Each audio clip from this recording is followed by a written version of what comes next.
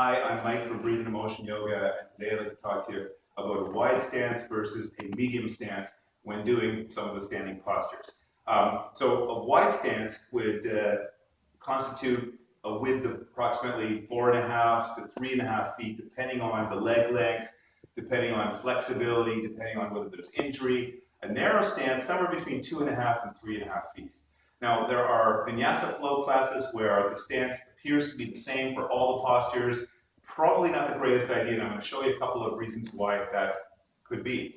First of all, if I have a very wide stance doing a triangle, so here's my stance that's approximately 4 feet. It's a stance that's suitable for a lunge, like a side angle position. But when it comes to triangle, you can see when I come into the triangle that there's a fairly sharp angle right in here. And this is going to impose a bit of force, maybe too much force, into the SI joint. Also, there's a fair bit of leveraging into the lead hip.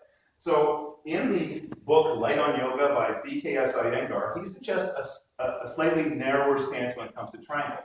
Ashtanga Vinyasa practitioners also use a narrower stance. The stance then would look a little bit more like this in Ashtanga Vinyasa Yoga as they grab the toe and extend. Now, sometimes the ego-driven practitioner will try a wider stance to get the palm on the floor. That all seems like it should work out, except for the aforementioned problem with the hip. So if I've got a narrower stance, I don't impose that same force, that leverage into my hip here, and my SI joint's in a relatively normal position. Now, how can we figure out the width between the stance? Well, if I go to the closed hip position, and I can get my rear hip pointer, this is the anterior superior iliac spine, we use it as a landmark in our classes here, ASIS.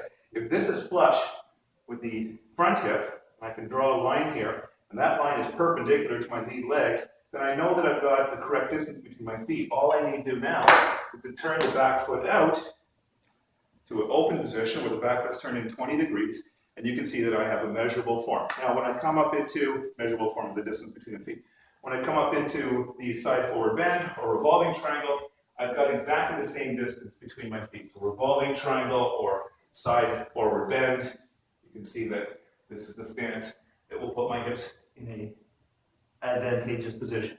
If I try to get too wide, notice that the back hip pointer, the ASIS on this side, not flush with the front line. Now you can see a little bit of a problem. As I go into my forward fold, likely I will have some weird leveraging into my hip, and this is going to, over time, potentially cause wear and tear.